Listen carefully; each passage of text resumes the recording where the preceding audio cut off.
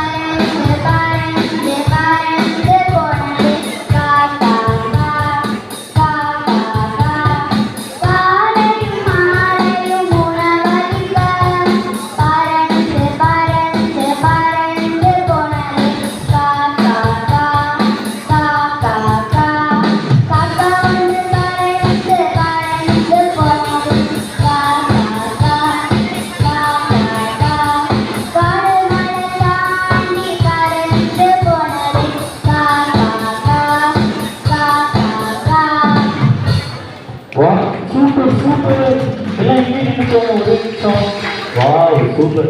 எல்லாம் நல்லா ஆனாங்களா? நம்ம நல்லா கிளாப் பண்ணுங்க. சூப்பர்.